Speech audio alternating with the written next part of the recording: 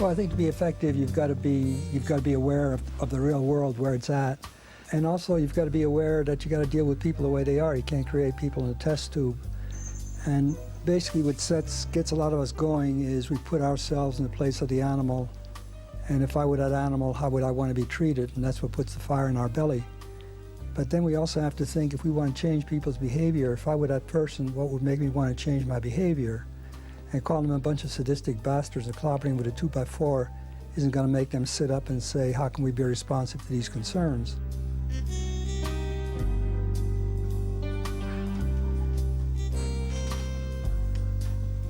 I think there are a lot of people in the world who are trying to change it in some way for the better and are prepared to actually put some of their life into bringing about change. The problem always is, how can you, as an individual activist, really make a difference? The world is so vast, so complex. Sometimes you despair of making any kind of difference. I think the real lesson to be learned from what Henry has done is that you can make a difference.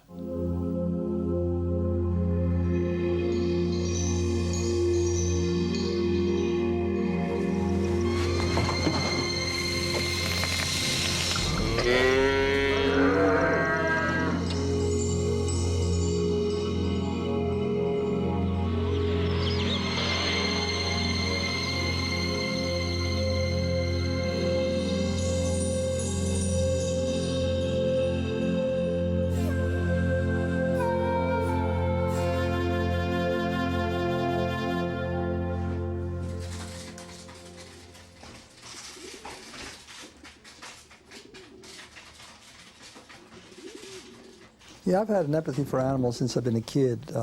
Early on, I remember having this daydream of breaking open all the bird cages and letting the birds soar free.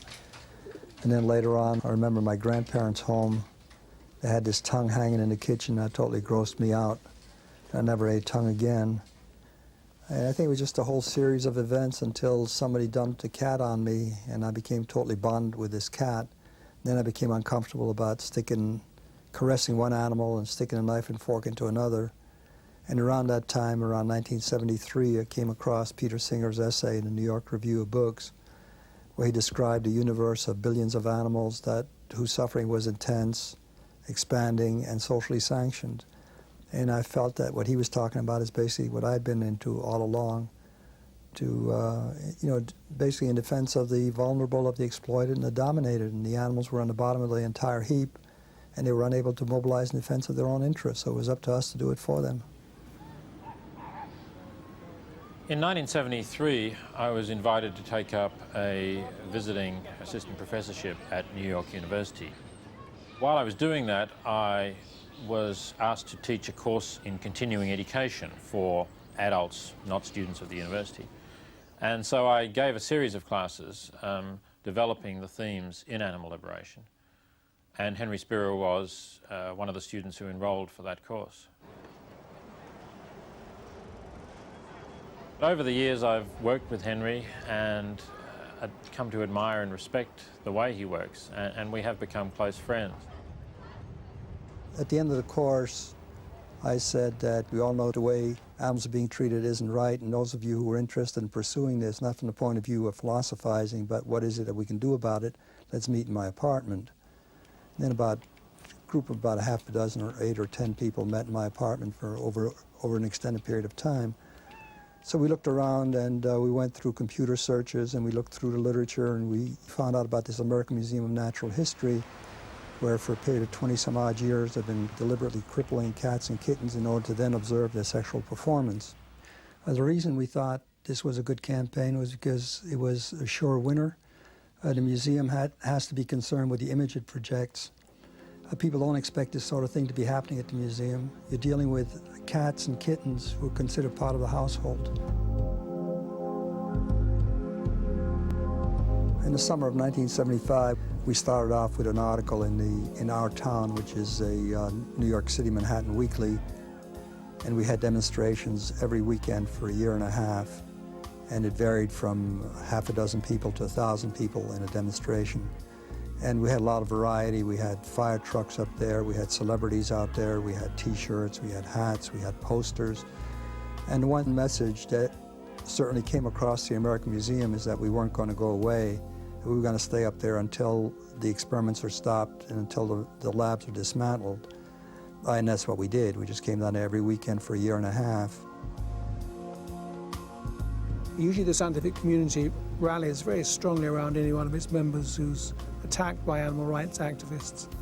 But in this case, the support was rather weak. One reason was that this was an elderly scientist, and his experiments were kind of marginal significance. He was studying the effect on sexual performance when he did various things to cats, and he'd made a serious strategic error in that he had named his cats after various leaders of the scientific community, including one was named after the president of the National Academy of Sciences. This word had gotten around, so when he came under attack, the usual rallying round and defense didn't take place quite as strongly as it usually did.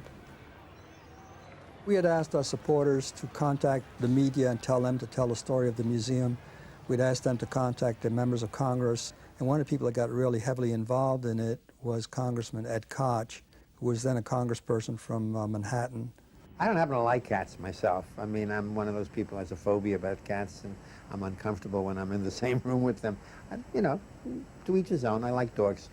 So I went up to the museum. It was on a Saturday, and there in cages were perhaps 100 or more cats, each in a separate cage. So I said, well, tell me what you're doing. What are you experimenting on? And she said, well, we are experimenting on hyper and hyposexuality in cats. Hyper meaning too much sexual drive, hypo too little.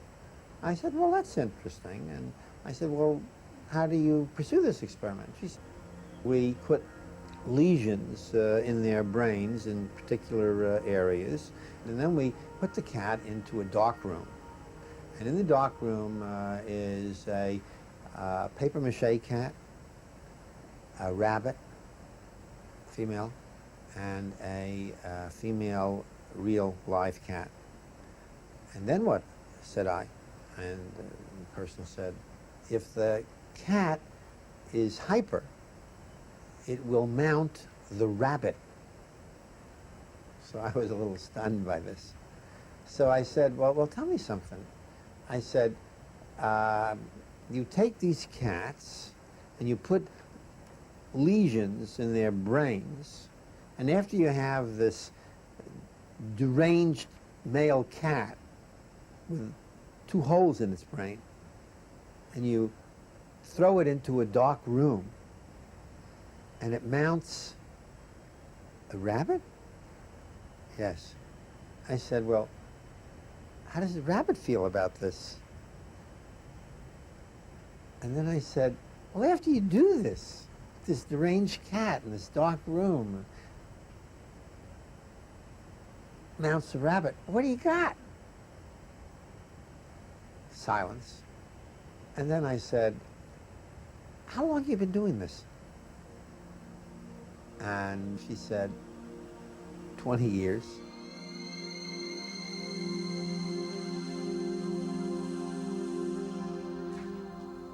After Koch visited the museum and talked to the experimenters up there, he related his experiences to the members of Congress with a great deal of sarcasm and a great deal of wit. And that generated like a lot of support to stop these experiments. There was 121 members of Congress questioned the National Institutes of Health about what the hell was going on up there. And the result is that the pressure just kept on mounting and increasing, and then the National Institutes of Health stopped funding the experiment at the American Museum of Natural History, which caused them to stop the entire thing and dismantle the labs, and that was the end of that. He not only mobilized considerable local activism, but he got the attention of the scientific community. I mean, the significant issue was Nicholas Wade's article in Science magazine that established that this was a protest with some legitimacy and some credibility. I think Henry saw the article as a considerable vindication because the magazine I was working for was a sort of regarded as an organ of the scientific community. We reporters didn't regard it as that way. We tried to be as independent as we could. But from the outside, at least, it looked like we'd given our endorsement to Henry's side of the issue simply because we hadn't come out as strongly in favor of the scientists as he had expected.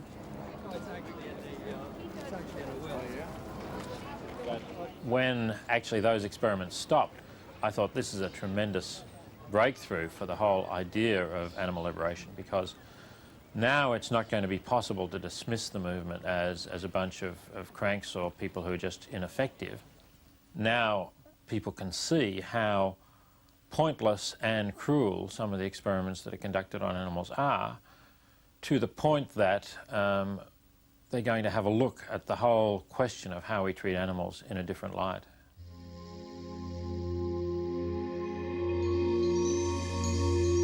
Well, scientists have been using animals to experiment on in order to discover things about the nature of our physiology for hundreds of years. But it was very, very small numbers. In the 19th century, in Britain, for example, they were doing about 400 experiments a year.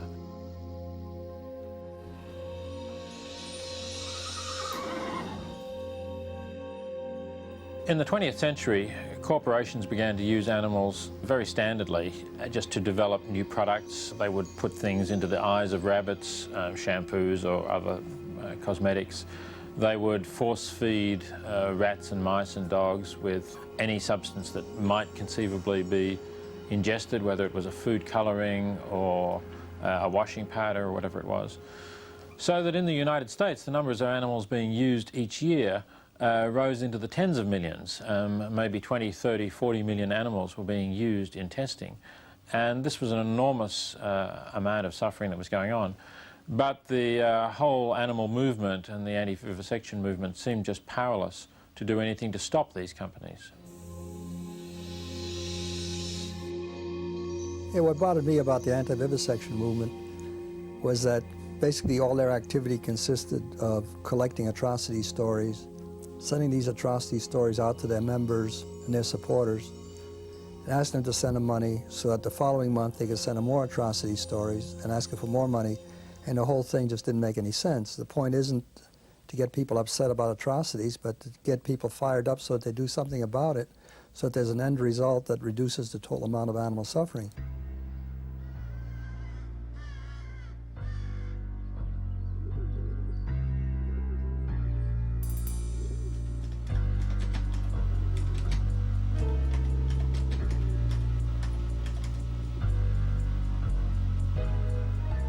I was born in 1927 in Antwerp, Belgium, into a dysfunctional family. And when I was 9 years old, I was shipped out to live with some relatives. I lived in England, lived in Germany for a while. And then when I was 11, the family reunited in Panama. And when I was 13, I moved to New York.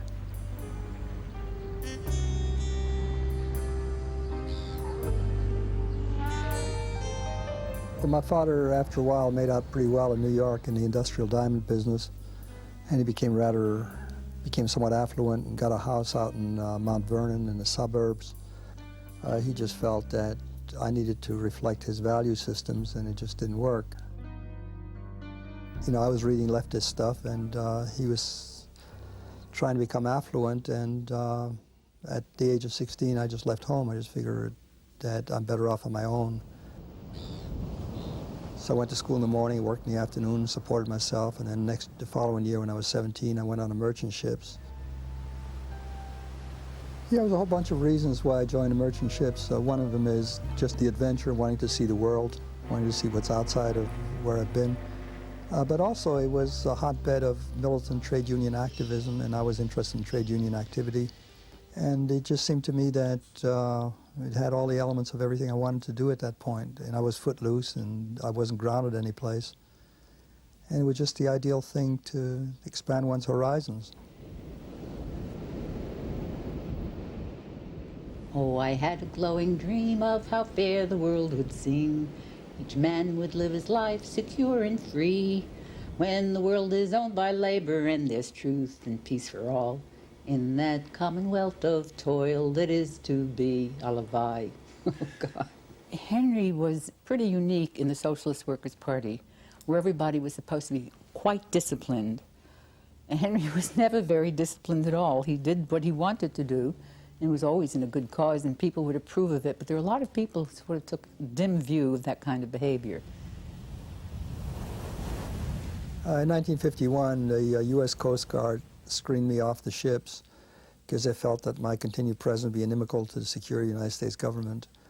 And then I was drafted into the U.S. Army, and I was shipped off to Berlin, and my job was to indoctrinate the American troops about the American way of life. And here you got the incongruity of one arm of the government considers me subversive, and the other one has me indoctrinating them. When I left the Army, I got a job at General Motors automobile assembly plant in Linden, New Jersey. And there was this Hungarian fellow who worked there, and he was real popular with his mates. And when there was a big problem up there, he just laid down his tools, got the rest of the people in the body shop to lay down their tools, and was able to close down the entire plant. And he didn't even attend trade union meetings because he figured they were beside the point. And it showed you the power of what one person can do who's in sync with the rest of the people. I have a dream that one day this nation will rise up, live out the true meaning of its creed. We hold these truths to be self-evident, that all men are created equal.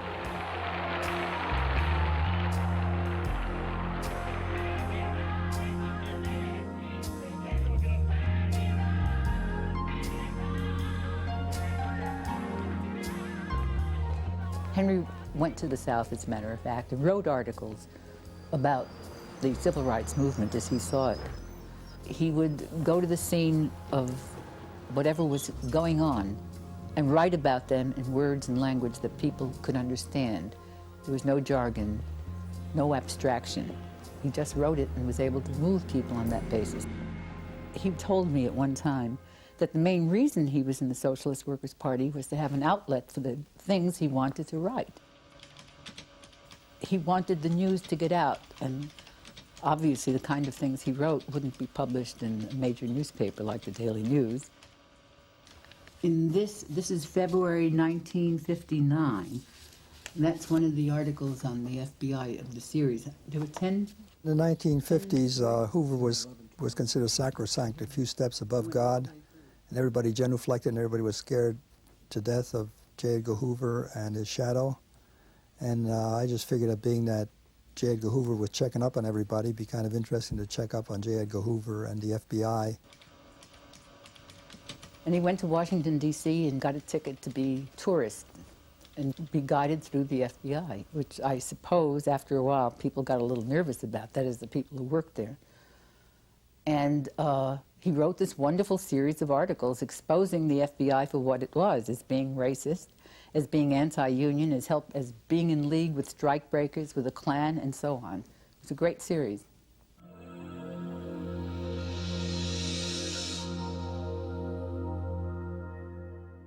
What motivated you to go down to Cuba? That is, I think at that time the SWP really took a dim view of the whole thing, and it must have been an undisciplined act on your part. I don't think I asked anybody, as best I can remember. Naturally. It was just, you know, there'd been a revolution in Cuba. I'd read some stuff about it, and I just wanted to figure, hey, you know, I'd like to see for myself, see what's going on down there. Mm-hmm. And as soon as I got down there, like, I was immediately impressed.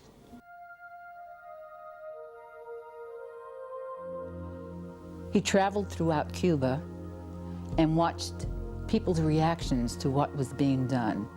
Everything changed. Everything was now in the context of what was good for the people, not what was good for the leader.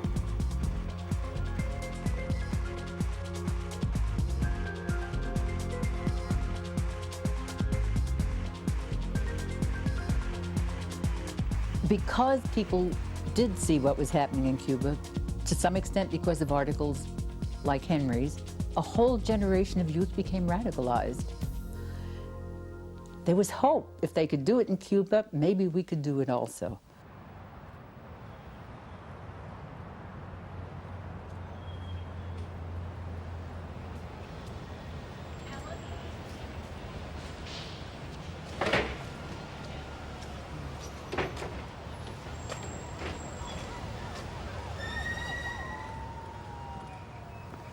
In the late 1960s, early 1970s, I was the volunteer editor of the Call for National Maritime Union Democracy. And the problem was that for 36 years, Joseph Kern was the one and only president of the Maritime Union, and he began to use the union as a trough to enrich himself and not take care of the needs of the merchant seamen. And it was an organization of an insurgent movement, and I became heavily involved in it. Jim Morrissey, who was a vocal opponent of the Joseph Kern machine, got his head cracked with lead pipes in front of the Union Hall while he was distributing material. And what this insurgent group did basically was demand the right of free elections, and that it's not a matter of democracy in the union for its own sake, but if you don't have democracy, then you can't have the interests of the seamen being represented by the union. Some of the lessons I learned through the Maritime Union campaign is that a multi-million-dollar apparatus can be challenged by a handful of people if the apparatus is out of sync with its membership. And the other things I learned is that in order to be effective, you've got to speak the language of the people you're working with.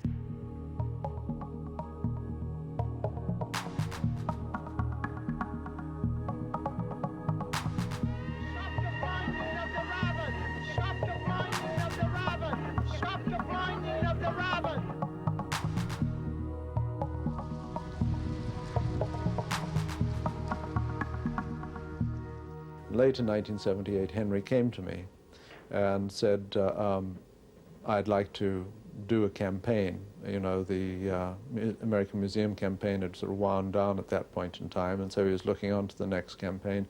What did I suggest he should do? We spent some time together, and I suggested the Draize test. We had heard about the Draize test, which is basically placing any kind of chemical in the eye of a rabbit to see how much damage it does to the eyes of this conscious rabbit. And this fellow Smythe in Britain from the Research Defense Society had suggested that this was a good test to find an alternative to. So we had support from within the science community already that an alternative would be possible.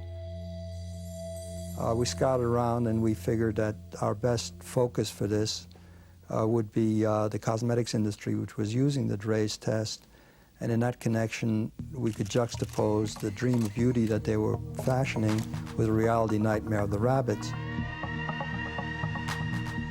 We wanted a sharp focus, and we figured that when people think of the cosmetics industry, first thing they think of is Revlon. Revlon is basically a symbol of the industry, and if you're the leader of the industry, you've got to set the course.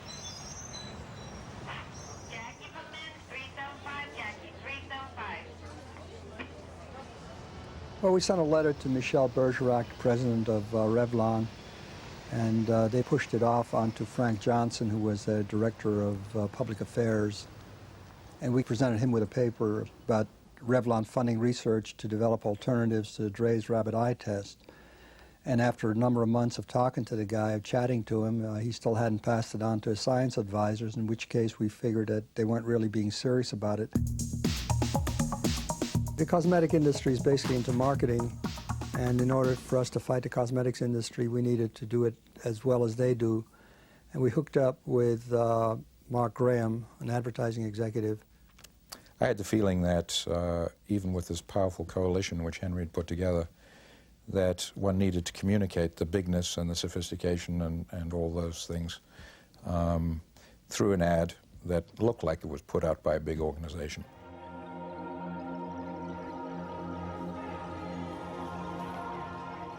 I knew the stock was going down that day. But more importantly, I knew the company had a very significant problem that could cut not just to one-day stock price trading, but could cut to the core of the company. And in fact, if it weren't really well handled and so forth, it would have such a deleterious effect that it could theoretically wipe Revlon off the face of the counter in drugstores and department stores. Most people believe that rabbits are voiceless. Wrong! The demonstration featured a piece of street theater, and protesters dressed up in rabbit costumes brought along some live bunnies to help make their point. They want Revlon to stop using rabbits to test its products for eye irritancy. Henry Spira, a high school English teacher, organized the protest. He says he's pointing the finger at Revlon because they are the leaders in the industry. But we're trying to tell Revlon that the people are not going to stand still for the blinding of rabbits for the sake of another mascara, for the sake of another shampoo. And we're telling them that we want to, with a sense of urgency, want them to start developing immediately other non-animal methods for testing. Stop! Stop! Torturing animals! Well, I think that the thing that was interesting to me as a business reporter for Henry's handling of the Revlon campaign was that he was willing to take on a really big-name public target there. For most of the movement, that would have been a real unknown quantity and something that would have been very dangerous. Henry realized that it was a big institution that had interests. And if you could identify what those interests were and find some little area of overlap between their interests and your interests, you could actually accomplish something. I remember one day at lunchtime, an enormous demonstration on the Fifth Avenue side of the General Motors building, and there was hundreds and hundreds and hundreds of people who Henry introduced to us, who carried big signs and who were picketing our company. And what really showed me just how effective Henry Spira is and was, is that in the middle of that was every major science writer, science reporter, newspaper man, TV science person, and that evening on the news and the next morning's newspapers, we took a beating up the likes of which no opponent of Cassius Clay or Muhammad Ali ever took. In any business, when you're dealing with people who have values or an agenda that's different from yours, it starts to feel like blackmail. They want to know, if we reach some kind of agreement, is this the end of it? Or is this just the first step, and is there going to be more and more and more? If so, what are we letting ourselves in for? So an important element of this campaign from Revlon's point of view is there something we can do that will put us on a common footing, that will make the problem go away or contain it, or at least put it on some course where everybody knows what's going to happen and we can plan for it. And that was one of the great uncertainties here, because this had never been achieved between any piece of the animal rights movement and any company that they had spoken with.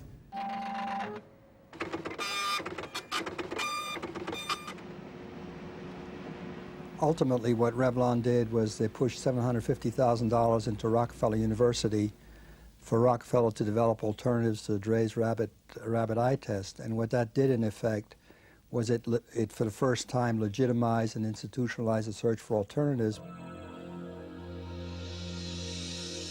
Not only was that a hugely singular triumph for Henry Spira, but more importantly, it opened up an entire era of cooperation between the so-called business community and the animal rights group. What was interesting is when I started doing some work at the Columbia Business School, I dealt with this professor who asked me, you know, what was my background and why was I interested in what I was doing there.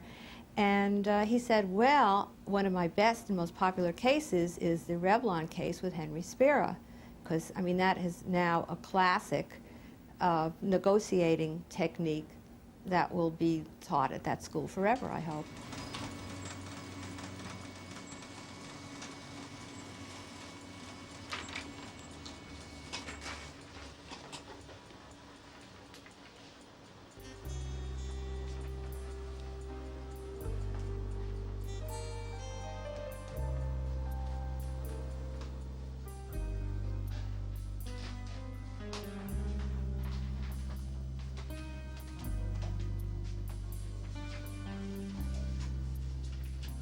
After Revlon came across with $750,000 for alternatives, we sent a letter off to Avon and said that they were the other flagship in the industry and that they could do no less than Revlon did.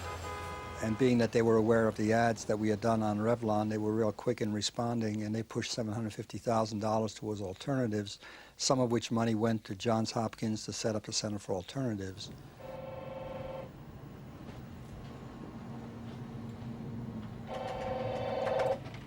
Good morning, Center for Alternatives to Animal Testing. The center was formed 15 years ago to develop in vitro and other alternative methods to help the risk assessor, the federal and other regulatory agencies, to use non-animal methods in the risk assessment process. We are trying to protect human health. We're trying to improve that which we can for animal welfare, but we understand the necessity to use animals to continue to develop the biological base that will allow us to eliminate their use eventually. That first meeting was a little painful because Henry decided he was going to tell me how to run the center.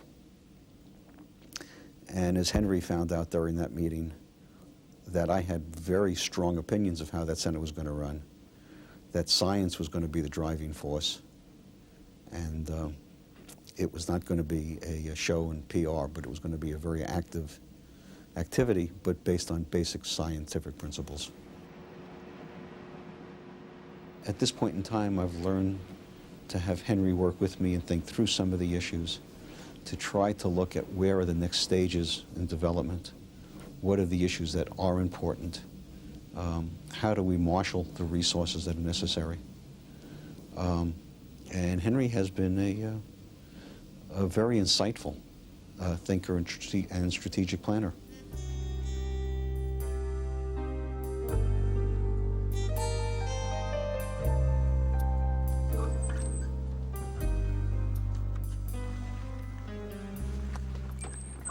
Yeah, Peter, I thought this might interest you. These are our shares of stock. This is our portfolio.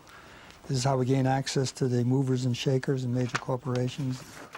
One share of stock makes it possible for us to attend and speak at, use a mic, meet the chief executive officer at the annual shareholders meeting. Right, so you just have to buy one share and you can ask questions. And you can attend and you can ask questions.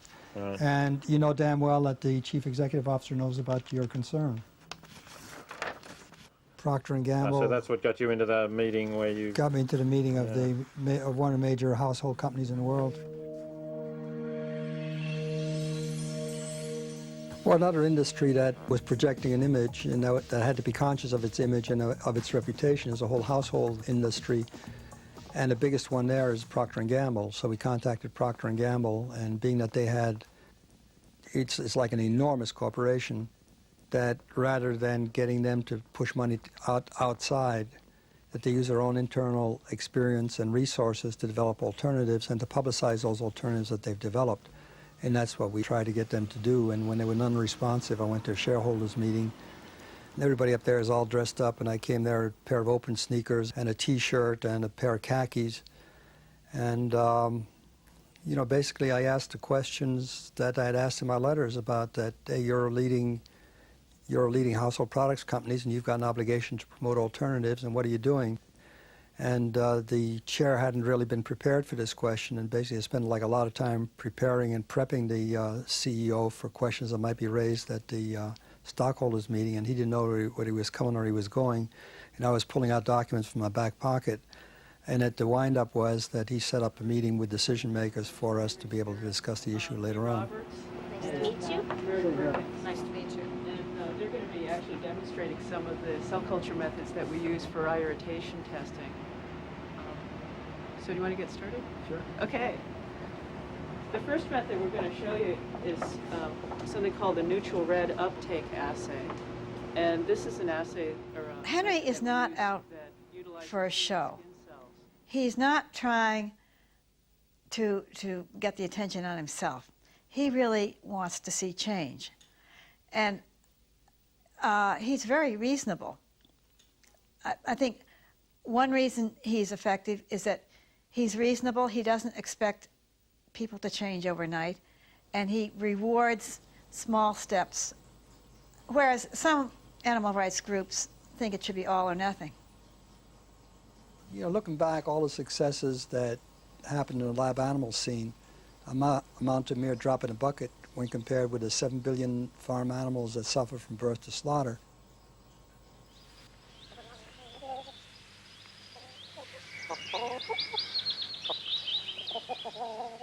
Over the last few decades, the traditional farm has virtually disappeared.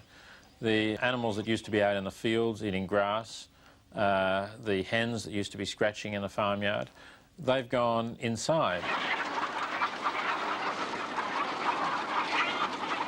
These days you got factory farms.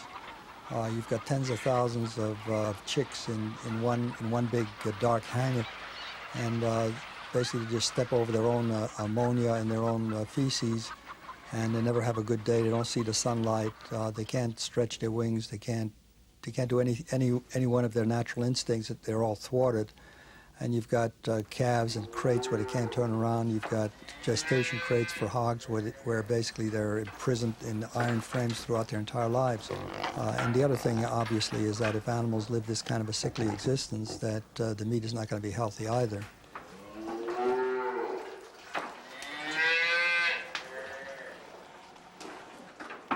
The animal movement has not really done enough to tell people about this, to let people know that the neatly packaged pieces of meat or eggs that come out of the supermarket have come from animals who are leading basically miserable lives throughout their entire lives.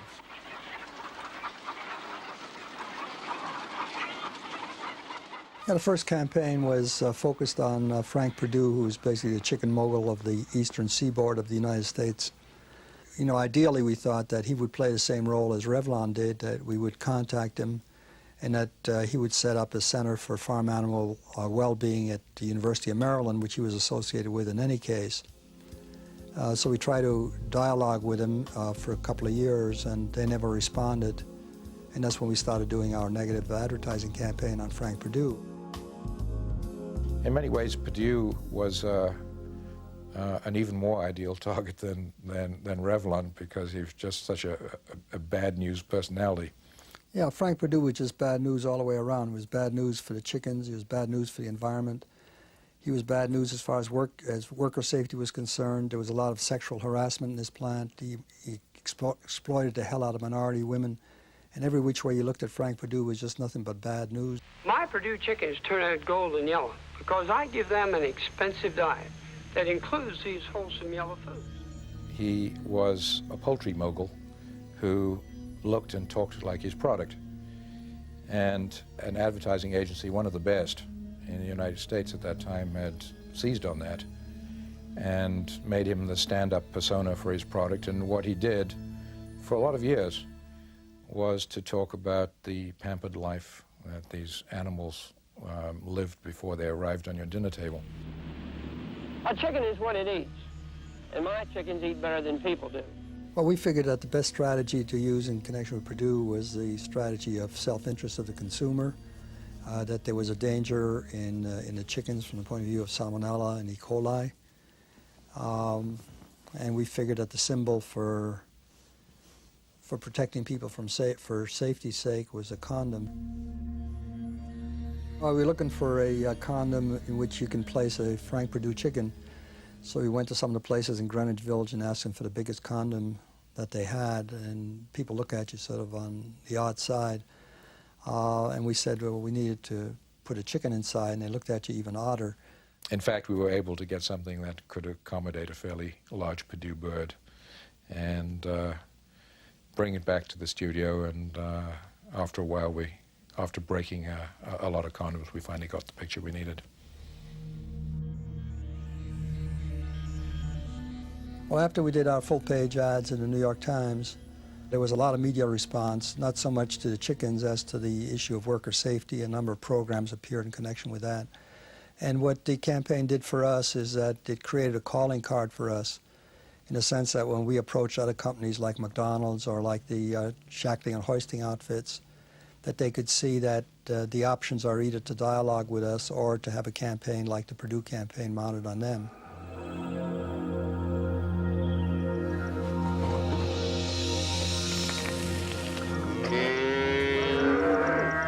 The face branding campaign points out the importance of keeping one's antennas up. There was a minor item in the Federal Register that said that the U.S. Department of Agriculture was going to expand their program of face branding cattle being imported from Mexico.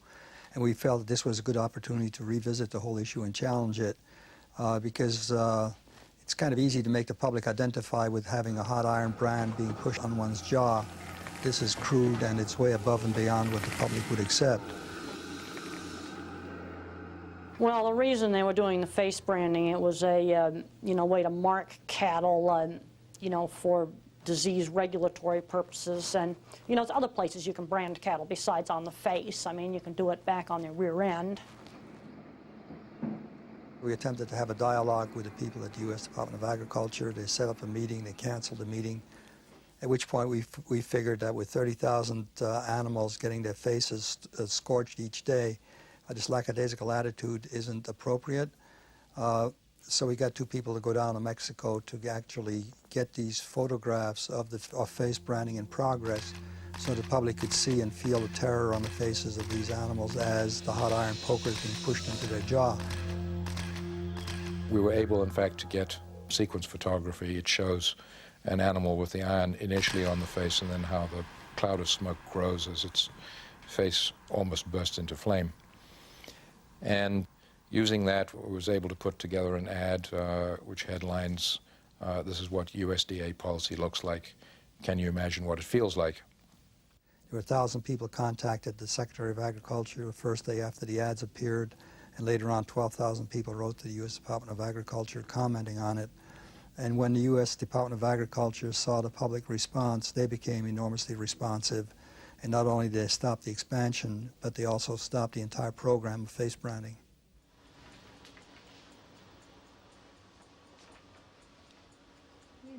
The importance of Henry's campaign about face branding is that he turned around the entire United States Department of Agriculture. That's a bit like turning a supertanker. It's a huge entity, and to get it to admit that it was wrong in what it was doing, and in the process to acknowledge that it had to take on board animal welfare as a factor in its policies, was really an enormous victory. One of the practices that has most outraged animal protectionists has been the shackling and hoisting of conscious animals. Basically, you wrap a chain around one leg of a cow or cattle and hoist them up in the air while they're still alive and they're thrashing, and then you slit their throat. And the Temple Grandin had developed an alternative, what they call a double restrainer system, where the animal still be conscious but not be turned upside down, hanging. And we suggest to these companies that there's no viable alternative and that they move towards a viable alternative. Well, an animal weighs 1,200 pounds, and if you weighed 1,200 pounds, I don't think a chain around your ankle lifting you up in the air by one leg would feel very good. These cattle bellow tremendously when you do this, and you know, show obvious signs of pain and suffering when they're hung upside down. And the heavier the animal is, the worse it is. And shackling and hoisting is not part of the actual, you know, ritual slaughter. Shackling and hoisting is something that a plant does because they just don't want to spend the money to put in a proper upright restraining chute. And there'd been a lot of campaigns and they went nowhere. And one possible reason why they went nowhere is because these slaughterhouses are really not concerned about the image that they project. So what we did is that we went to some of their corporate customers and used that as leverage on the slaughterhouses. And I think there was no doubt in the minds of those people that were involved that they could become the next Frank Perdue in the press and all the spin-off journalism. The first one that we contacted was Morrell because the chief executive officer had a good track record on worker safety, and we figured if he was responsive to that, he might be responsive to this as well, and it kind of worked out real well. And they just went right into an upright restrainer system where the animal doesn't get turned upside down before ritual slaughter. But then the others started giving us a hard time, and we did go to their corporate customers and pressurized them, and they realized that this is something that they did not want the public to get involved in. And we just knocked them off one after the other.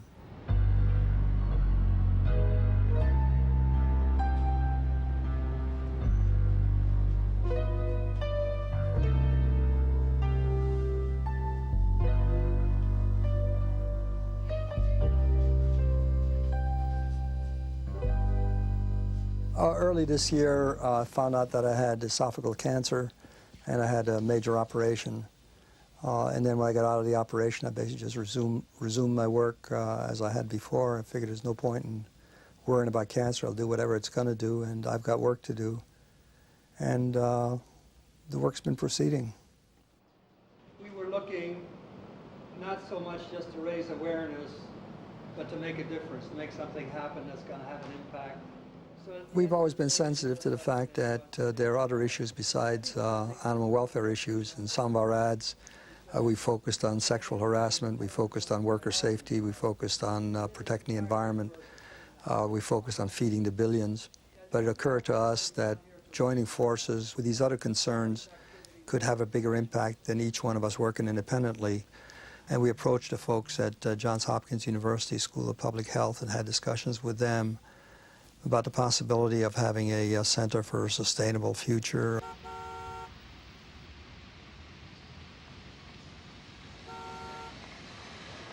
We're attempting to bring together information from population, nutrition, environment, a variety of scientific disciplines to figure out how we can frame the big questions so that we can then influence policymakers. And our entry point is this connection between factory farming and its effects on animals and the environment, human nutrition and its effect on human health, and the changes in human nutrition that we see going on around the world that are just not sustainable. Well, I think one way of looking at it is what the saying of the Native Americans, that what they're concerned about is the impact of what's happening, not for the current generation or the next generation, but the seventh generation from now. Last year, the American Association for the Advancement of Science had a group of experts discussing where we're going into the future, and they just said that with the population explosion and the dwindling water reserves and what current methods of agriculture are doing to the land, that we wouldn't be able to sustain current methods of animal protein consumption into the next century. And the point is that these experts themselves realize that intensive confinement animal agriculture, meshed with the population explosion, meshed with the fact that these emerging consumer countries are now moving from a grain and vegetable-based diet to an animal protein diet, that the planet can't sustain it.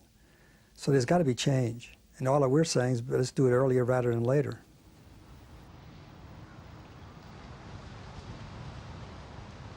Despite Henry's poor health, he has been a wonderful friend in the short time I've known him, very supportive of the work of the center, and an urgency about the pace at which we're doing things that may in fact come from the fact that he knows he has cancer and that he may not be with us much longer.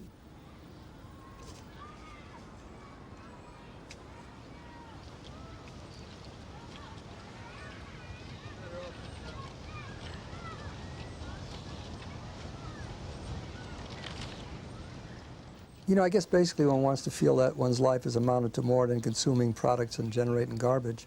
And I think one likes to be able to look back and say that, hey, one's done the best one can to make this a better place for others. And one can look at it from the point of view of what greater motivation can there be in a person's life than do everything one possibly can to reduce pain and suffering.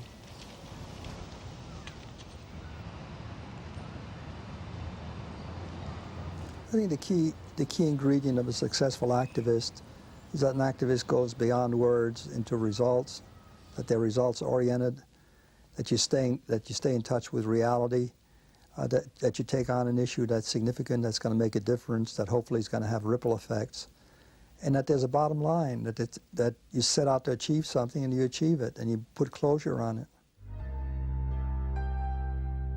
The whole forward thrust of the movement Henry's created rests on his shoulders, and if Henry disappears tomorrow, there's an interesting question as to how much of it will survive, how much will be nipped in the bud, how much would be lost by there not being some mechanism in place for someone else to pick up that mantle.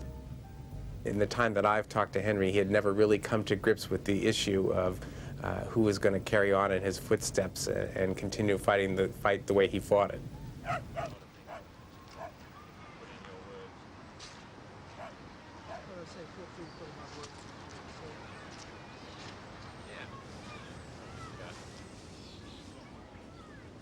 Henry's shown us that one person can make a difference, that you don't need a huge amount of resources or a big organization behind you, but that if you think carefully and strategically enough, you can get large corporations or government departments to really change their behavior in a progressive direction.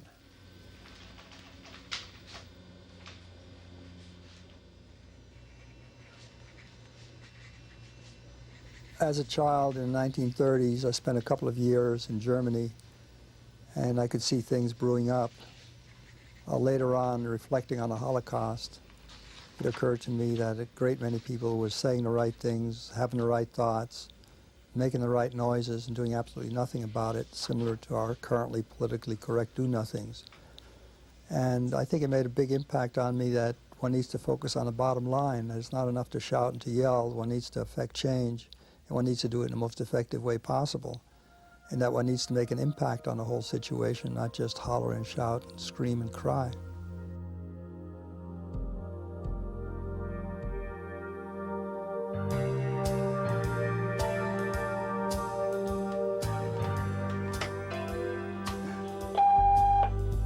Hi, Henry. It's Bob Smith at the New York Times. Long time no talk. In any event, I think you said on this message I received that you're contemplating going with the ad you had submitted, but the cat is still in the meat grinder, but without the meat. I really don't see that as much of an improvement, Henry. Try to come up with something a little less repulsive. Why don't you give me a call or send something over? We can discuss it. I'll be leaving within the next 40 minutes, but if you don't reach me, give me a call in the morning.